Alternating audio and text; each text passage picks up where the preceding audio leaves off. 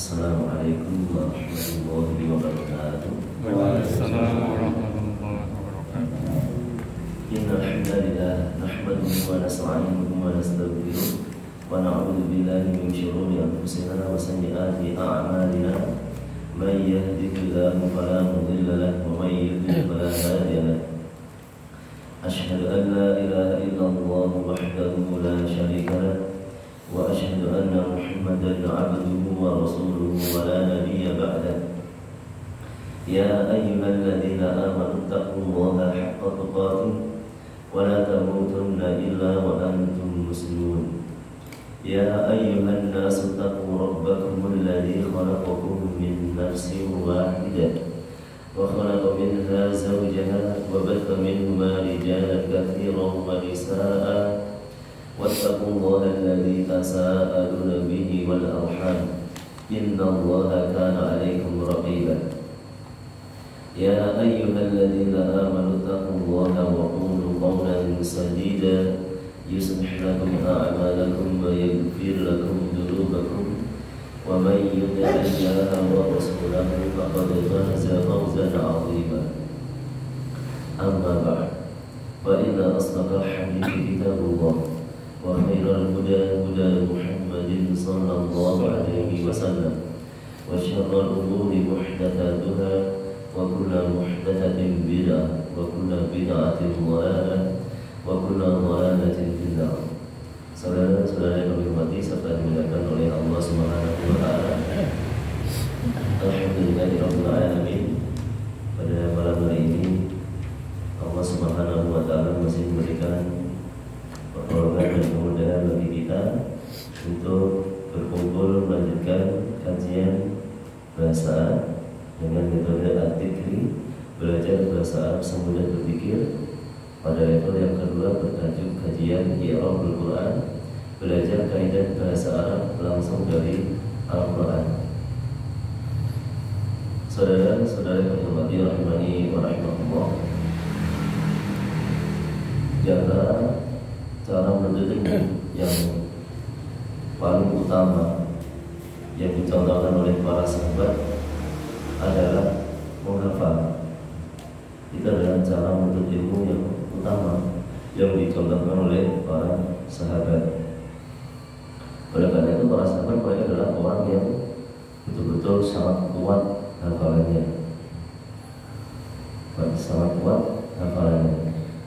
Begitu pula dengan metode kita At-Tikri, itu juga menggunakan metode tradisional, yaitu metode tarjamah, belajar bahasa Arab dengan menghafal, khususnya dari sisi kosakata.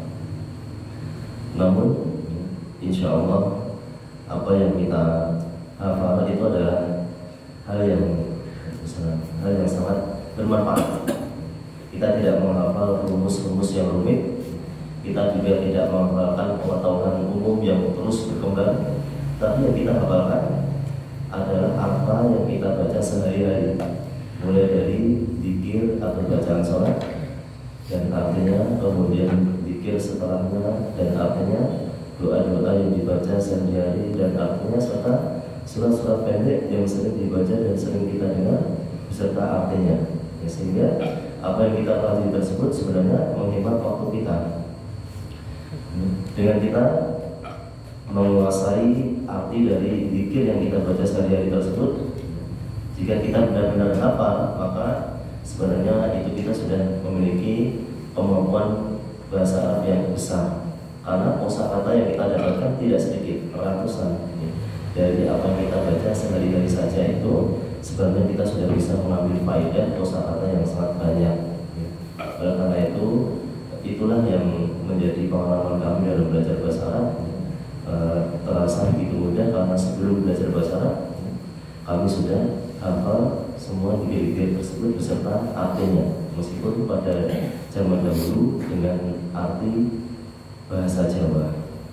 Atau yang kita pakai sekarang adalah dengan arti bahasa Indonesia, dengan pertimbangan banyak yang sudah tidak begitu paham dengan bahasa Jawa.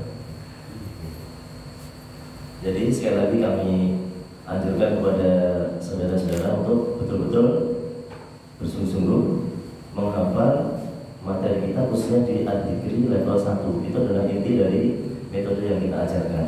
Inti dari metode yang kita ajarkan adalah Ad-Dzikri level yang pertama. Kalau kita sudah menguasai level yang pertama, itu sudah selesai sebenarnya untuk inti dari metode Ad-Dzikri. Dari situ kita sudah mendapatkan faedah kosakata yang cukup banyak, tinggal mengembangkan. Kemudian dari sisi kaidah dasar kita juga sudah belajar sedikit demi sedikit. Jadi ketika selesai dari Ad-Dzikri level 1 itu sebenarnya kita sudah siap untuk belajar kitab bahasa Arab apapun. Jadi betul-betul kita tekankan para saudara-saudara untuk berusaha menghafal materi Ad-Dzikri level yang pertama, mulai dari bacaan sholat, dzikir sesudah sholat, doa-doa sehari, serta surat-surat pendek dan artinya. Sekali lagi itu sangat bermanfaat dan sangat mudah karena semua dzikir tersebut kita baca setiap hari. Dengan kita mengetahui artinya, bisa kita mendapatkan faedah bahasa Arab, kita juga mendapatkan faedah dalam meningkatkan kekhusyuan kita ketika beribadah. Saudara-saudara yang dirahmati rahimani wa rahimakumullah, alhamdulillah pada pertemuan yang lalu 3 pertemuan sudah kita gunakan untuk eksperimen, pretest, kemudian murojaah dan post-test. Adapun hasilnya mohon maaf tidak kami publikasikan karena mengingat data yang kita tulis itu tidak 100% sesuai dengan kenyataan, karena ada yang sebagai contoh pertemuan pertama yang hadir 10, pertemuan kedua 11 atau 9, kemudian pertemuan ketiga 11, ada yang kemarin pertemuan pertama hadir, pertemuan ketiga tidak hadir dan seterusnya. Maka tetap kita beri nilai dengan mempertimbangkan nilai-nilai dari peserta yang lain, dan insya Allah itu tidak masalah. Yang penting kita tetap belajar untuk menambah kualitas dan juga kuantitas keilmuan yang kita miliki. Saudara-saudara yang berhormati rahimani wa rahimakumullah, kita akan melanjutkan kajian I'rab Al-Quran. Malam hari ini merupakan pertemuan yang ke-78, pembahasan I'rab ayat yang keempat dari surat Al-Qari'ah serta kaidah ke-78 tentang huruf tasybih. Kita awali dengan murojaah materi Ad-Dzikri level yang pertama, doa-doa dan artinya.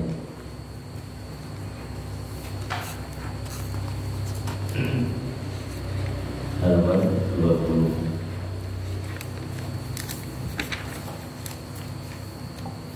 Dulu saya kelas 5 SD sudah hafal semuanya, dari bacaan sholat sampai surat-surat pendek semuanya sudah hafal. Kemudian anak saya juga saya ajari kelas 4, insya Allah sudah hafal kelas 4. Jadi ini bisa kita ajarkan pada anak-anak kita mulai dari balita, TK itu sebenarnya sudah bisa. Mereka sudah bisa diajari Bismillahirrahmanirrahim, dengan nama Allah yang Maha Pengasih, Maha Penyayang. Ya. Ketika mereka sudah hafal, nanti mereka akan cepat sekali ketika diajari bahasa Arab, karena mereka sudah tidak asing dengan kosakata bahasa Arab. Ya. Kita mulai halaman 20. Wahid ikhwan salat, bermanfaat bagi dirinya, akan sangat bermanfaat bagi dirinya meskipun zaman sudah canggih. Sebagian orang ada yang meremehkan orang-orang yang menghafal Al-Quran. Zaman sudah canggih, Al-Quran mudah didapat, mudah dibaca, bahkan untuk mencari ayat dan sebagainya sangat mudah dengan teknologi. Kenapa masih sibuk menghafal? Mereka ada yang meremehkan demikian. Mereka tidak tahu bahwa membaca Al-Quran itu adalah ibadah. Membacanya saja ibadah. Kemudian ketika dia menghafalkannya, maka akan bertambah ilmu yang ada pada dirinya. Dan tidak mungkin seorang itu hanya mengandalkan membaca buku, kitab, laptop dan sebagainya, karena menghafal tetap penting. Seperti seorang imam misalnya, ketika dia membaca surat dalam sholat, apalagi pada surat-surat yang panjang, surat berhana misalnya, tidak mungkin dia akan membaca dari mushaf. Ya, tentunya dia membaca dari hafalan, dan itu lebih bagus. Seorang khotib ketika ceramah, kalau dia hanya mengandalkan membaca, maka ceramahnya juga kurang berisi, berkesan. Seakan-akan hanya sekedar membacakan tanpa menghayati apa yang dia baca. Tapi seorang yang hafal, maka dia akan lebih memahami, lebih menghayati apa yang dia sampaikan, dan juga orang-orang yang mendengar juga lebih berkesan dari apa yang dia sampaikan. Maka menghafal ilmu itu tetap merupakan suatu hal yang sangat penting meskipun zaman sudah sangat canggih. Berikutnya kita lanjutkan murojaah materi sebelumnya, yaitu ayat yang ketiga dari surat Al-Qari'ah pada halaman 102. Yaitu ayat yang keempat dari surat Al-Qari'ah. Kami baca: Yauma yakunun nasu kal farashil mabthus. Yauma yakunun nasu kal farashil mabthus. Pada hari itu manusia adalah seperti anak-anak yang berterbangan. Pada hari itu manusia adalah seperti anak-anak yang berterbangan. Ya, kata adalah di situ boleh dihapus ya. Itu hanya tambahan, tidak masalah kita hapus.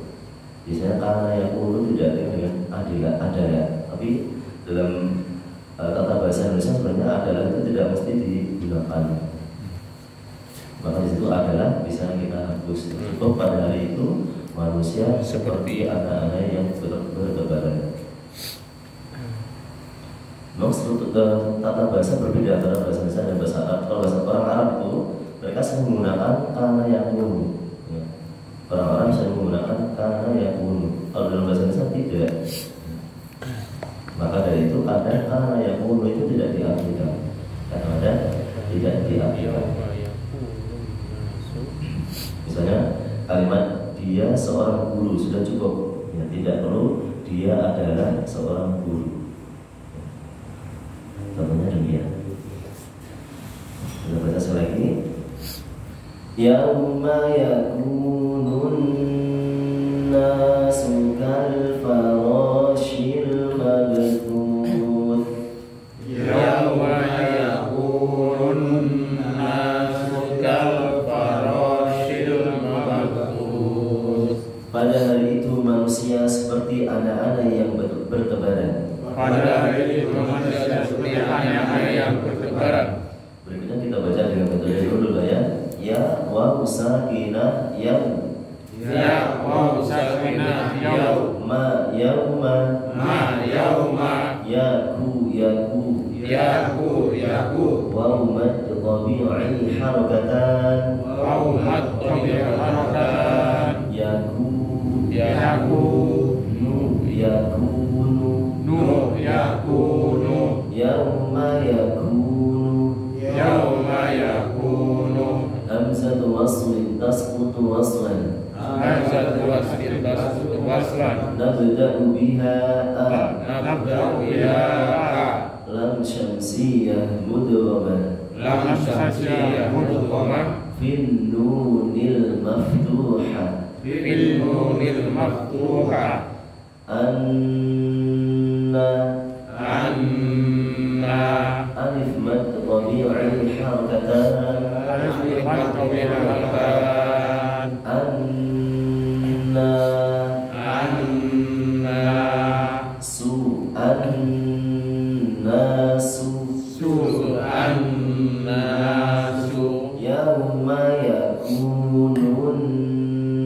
Annasu yauma yakunun nasu ka hamzatu waslin tasqutu waslan.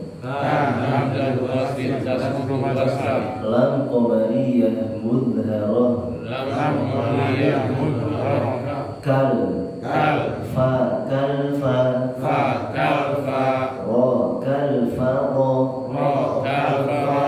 alif mad tabi'i harakatan.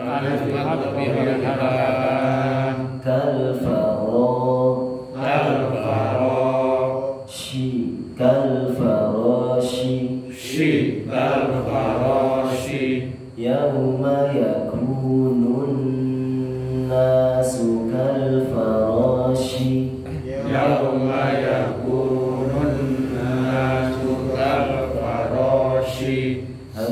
waslin tasqutu waslan. Hamzatu waslin tasqutu waslan. Nabda'u biha a. Nabda'u biha a. Lam qamariyah mudharah. Lam qamariyah mudharah. Al ma ba sakinah muqalqalah. Ba sakinah muqalqalah. Al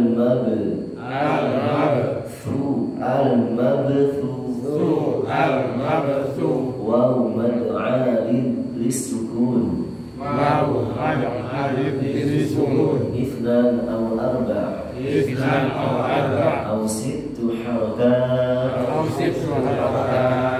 Fa sakinah 'inda al-waqfi. Al-mabthu yawma yakunun nasu kal farashil mabthuth.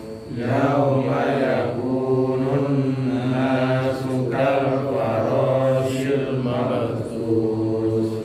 Berikutnya kita bahas tafsir ringkas dari ayat ini. Allah Subhanahu wa taala berkata dalam ayat yang keempat surat Al-Qari'ah, yauma yakunun nasu kal farashil mabthuth. Pada hari itu, yaitu pada hari Al-Qari'ah, hari kiamat, manusia-manusia keadaan mereka seperti anai-anai ataupun laron dalam bahasa Jawa, seperti anai-anai atau laron yang bertebaran. Ini keadaan manusia pada hari kiamat, sangat lemah. Padahal manusia adalah makhluk yang berakal. Kondisi mereka seperti laron yang bertebaran. Yang kita kenal laron itu seringnya keluar di malam hari, kemudian tidak tahu arah kemana, sehingga saling berlalu lalang, dan ketika ada cahaya mereka berjatuhan, atau ada api mereka berjatuhan. Ini kondisi manusia di hari kiamat seperti itu, makhluk yang berakal. Maka bisa dibayangkan bagaimana kondisi makhluk-makhluk yang tidak berakal. Ini termasuk kedahsyatan fenomena atau peristiwa kejadian yang terjadi pada hari kiamat, yang nanti masih ditambah lagi dalam ayat-ayat berikutnya bagaimana keadaan gunung yang kita kenal besar, kokoh. Keadaannya pada hari kiamat diceritakan dalam ayat berikutnya nanti hanya seperti bulu-bulu yang dihambur-hamburkan. Ini penjelasan singkat tentang keadaan manusia pada hari kiamat. Berikutnya kita baca i'rab dari ayat ini. Yauma dharfu zamanin mansubun wa alamatu nasbihi al-fathatu. Yauma merupakan kata keterangan, dharfu zaman. Kata keterangan dalam bahasa Arab itu selalu mansub, selalu fathah. Kata keterangan dalam bahasa Arab selalu mansub, maka harokatnya fathah. Misalnya ama di depan, ama, waro'a di belakang, waro'a belakangnya pasti fathah. Tahta di bawah, harokatnya selalu fathah. Ini hukum dari keterangan, baik keterangan waktu dalam bahasa Arab atau dharfu zaman. Jadi termasuk kata yang paling banyak dalam Al-Quran, kata yauma, yang artinya hari. Kalau dia sebagai kata keterangan, maka harokatnya fathah. Kalau dia sebagai kata keterangan, harokatnya fathah. Ya, seperti ayat yang terkenal, ayat yang terakhir diturunkan dalam Al-Quran, yaitu surat Al-Maidah ayat 3. Di antara kutipan dari ayat tersebut, al-yawma akmaltu lakum dinakum. Hari ini aku sempurnakan bagi kalian agama kalian. Al-yawma istilahnya hari ini, itu juga sebagai kata keterangan. Maka katanya fathah. Kemudian mansub hukumnya tanda nasabnya yaitu fathah. Berikutnya yakunu fi'lun mudhari'un naqisun marfu'un wa alamatu raf'ihi ad-dhammatu. Yakunu adalah fi'il mudhari' naqis artinya kurang, marfu' hukumnya tanda rafa'nya yaitu dhamma. Maksud karena yakunu dalam bahasa Arab disebut dengan fi'il naqis secara makna. Karena yakunu dalam bahasa Arab disebut dengan fi'il naqis artinya kurang secara makna, artinya tidak bisa berdiri sendiri, harus ada tambahannya. Karena yakunu, kemudian berikutnya harus ada isim karena yakunu dan khobar karena yakunu. Seperti dalam ayat ini, yakunun nasu, an-nasu sebagai isim karena. Adapun kalimat al-farashimah itu sebagai khobar karena yakunu. Berikutnya an-nasu ismu yakunu marfu'un wa alamatu raf'ihi ad-dhammatu. An-nasu adalah isim kana yakunu, marfu'nya tanda rafa'nya yaitu dhammah. Karena yakunu itu kebalikan dari inna anna. Kalau inna anna itu isimnya mansub, khobarnya marfu'. Tapi kalau kana yakunu isimnya marfu', khobarnya mansub. Coba. Karena yakunu inna anna itu sering muncul dalam Al-Quran.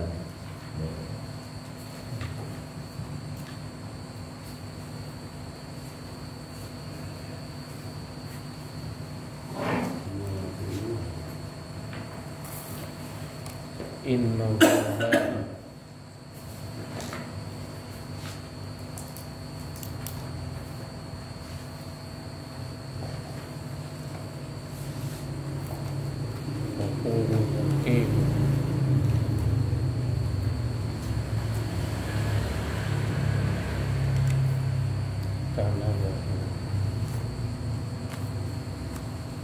kemudian dalam ayat yang lainnya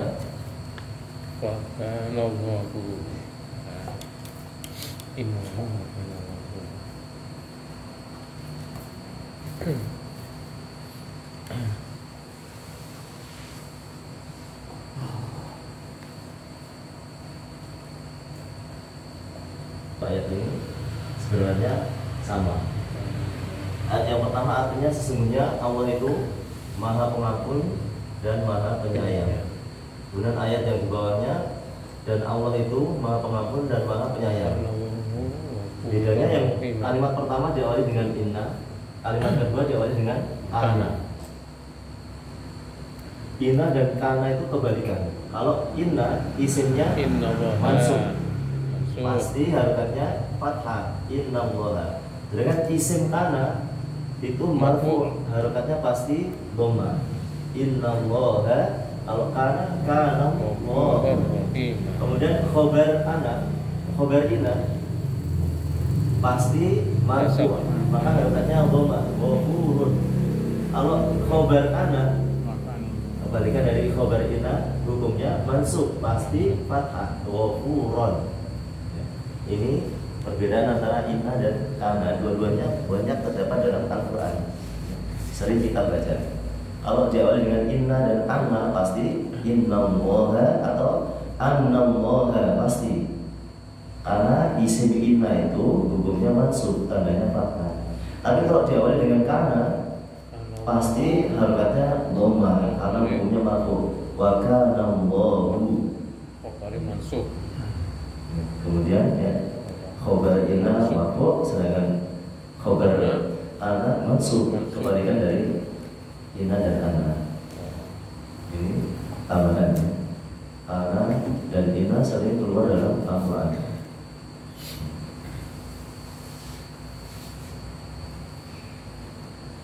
Innallaha ghafurur rahim, sesungguhnya Allah itu Maha Pengampun dan Maha Penyayang. Wa kana Allahu ghafurur rahim, dan Allah itu Maha Pengampun dan Maha Penyayang. Dua-duanya ada dalam Al-Quran. Ya. Ini contoh perbedaan antara inna dan kana beserta isim dan khobarnya. Ada isim inna, khobar inna, ada isim kana dan khobar kana. Hukumnya kebalikan. Berikutnya kal-farashi. Kal-farashi. Al-kafu. Al-kafu. Harfu tashbihin.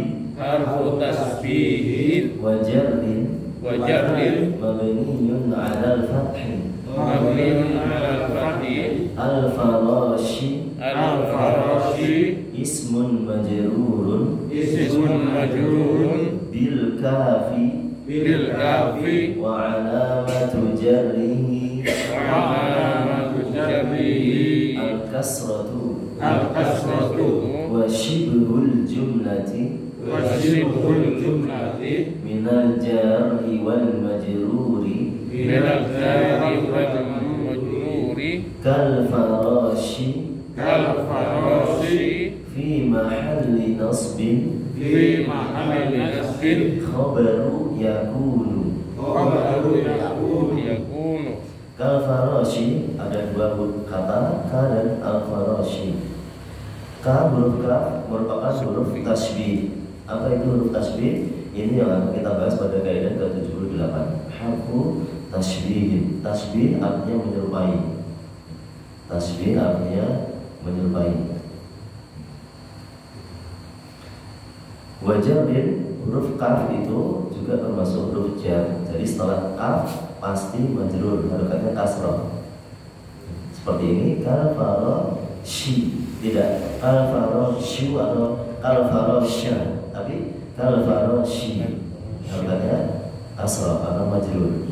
Kaf merupakan atau termasuk huruf jar, mabni dengan fathah ka.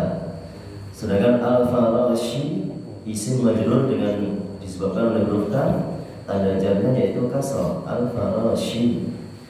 Wa shibhul jumlah, sedangkan shibhul jumlah yaitu kata yang menyerupai kalimat. Yang dimaksud adalah yang terdiri dari jar dan majrur, huruf jar dan isim majrurnya. Kata kal farashi menduduki posisi nasab sebagai khabar yakun. Al-mabthuthi. Al-mabthuthi. Na'tun. Majrurun. Majrurun. Wa alamatu jarrihi. Wa alamatu jarrihi. Al-kasratu. Al-kasratu. Al-mabthuth merupakan na'at atau sifatun. Ketika kita menjelaskan i'rab dari kata dalam bahasa Arab, boleh kita tulis na'atun, boleh kita tulis sifatun.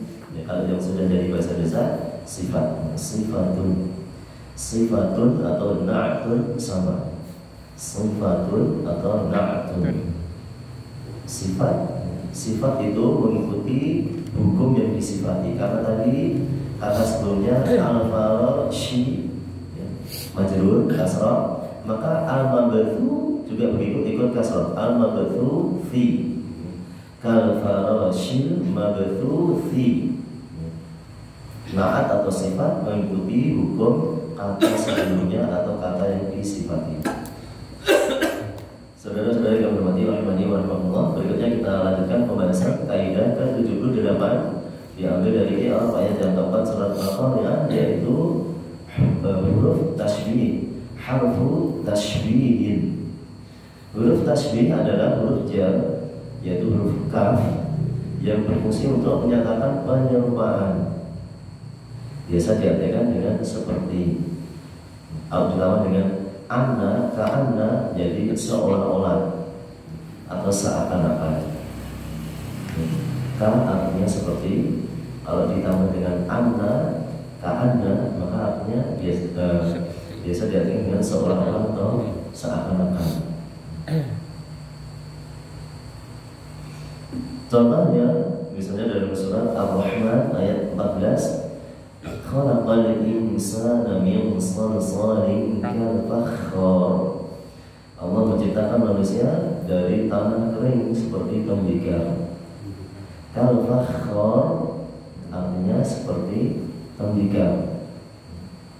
Tembikar dalam bahasa kita merupakan sebuah benda yang terbuat dari tanah liat seperti gerabah.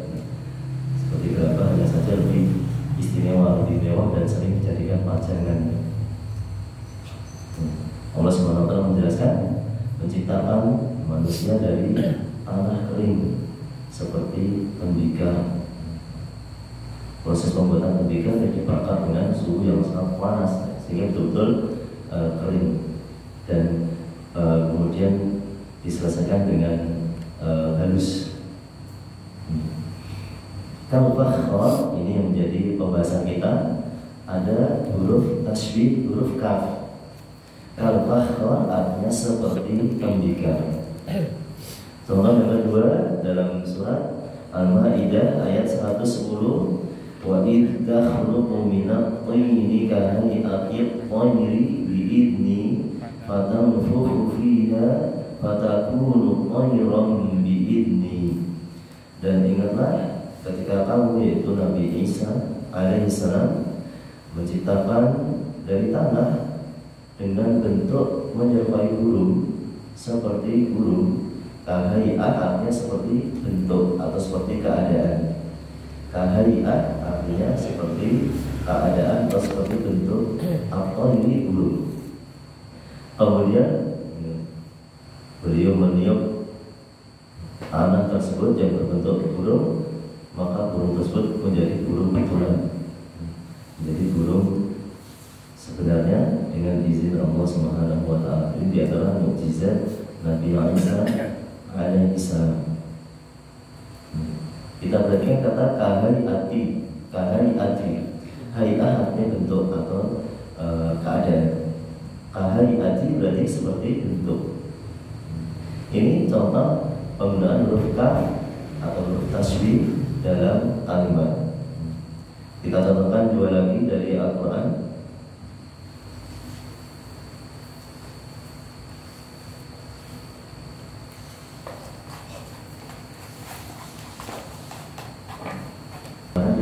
Dalam surat Al-Fil ayat yang faja'alahum ka'asfim ma'kul. Dan maka Allah menjadikan mereka pasukan gajah seperti daun-daun yang dimakan ulat. Ka'asfin seperti daun-daun. Maka huruf tasbih artinya seperti. Kemudian contoh yang kedua dalam surat Al-Mursalat ayat 32 sampai 33. Di situ ada dua huruf kaf. Dalam ayat 32 kal-qasr, dalam ayat 33 ka'annahu innaha tarmi bisyararin kal-qasr. Sesungguhnya neraka itu melemparkan atau melontarkan bunga-bunga api seperti sebesar dan setinggi istana. Ini di antara gambaran bagaimana besarnya neraka. Gambaran di antara yang menunjukkan besarnya neraka. Neraka itu sangat besar. Dulu pernah kita bahas, di antaranya Nabi menceritakan neraka itu ditarik dengan 70.000 tali. Setiap talinya ditarik 70.000 malaikat, sehingga jumlah malaikatnya 4,9 miliar. Itu yang menarik neraka. Bunga apinya sebesar istana. Ka'annahu jimalatun sufur. Kemudian gambaran yang lainnya seolah-olah dia adalah iringan-iringan unta yang kuning. Ini ka'annahu yang di situ artinya seolah-olah. Jadi kalau ditambah dengan anna, biasa artinya menyesuaikan, biasanya diartikan dengan seolah-olah atau seakan-akan. Misalnya kita bertemu dengan seseorang, baru ketemu, tapi orang ini wajahnya ada kemiripan dengan saudara kita. Kita mengatakan ka'annaka akhis shaghir, engkau seakan-akan seperti adikku karena wajahnya sama wajahnya. Ka'anna artinya seolah-olah atau seakan-akan, seperti ini. Ini contoh huruf kaf. Dan kalau kita mau cari contohnya banyak sekali ya. Dalam Al-Quran sangat banyak contoh dari harfu tasbih. Karena dalam Al-Quran itu sering Allah Subhanahu wa Ta'ala menggambarkan sesuatu. Allah sering memberikan perumpamaan, gambaran supaya mudah dipahami, mudah dibayangkan. Maka dari itu dalam Al-Quran banyak terdapat huruf tasbih, yaitu huruf kaf. Malam hari ini kita berkenalan dengan huruf tasbih. Ada tasbih pakai sin, tasbih, bih. Oh ini pakai shin dan ha. Tasbih.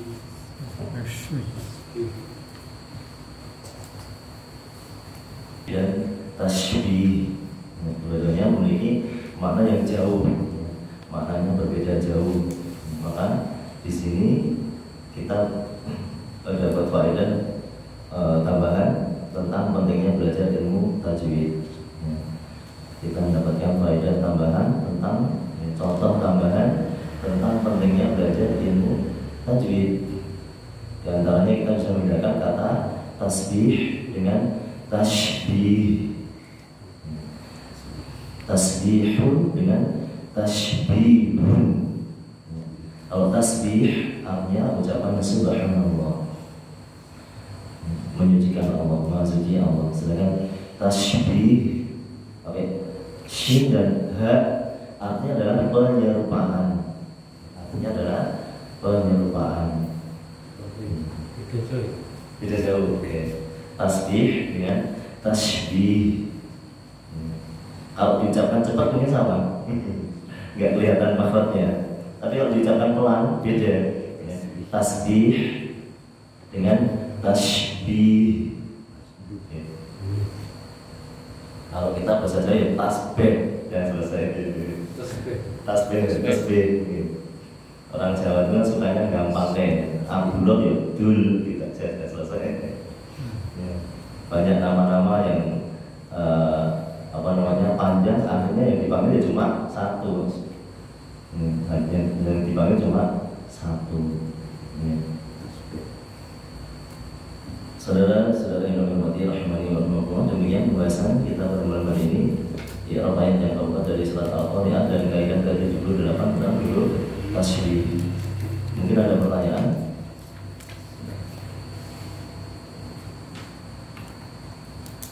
Kalau tidak ada, kita tutup dengan doa kafaratul majlis. Subhanakallahumma bihamdika asyhadu an la ilaha illa anta astaghfiruka wa atubu ilaik.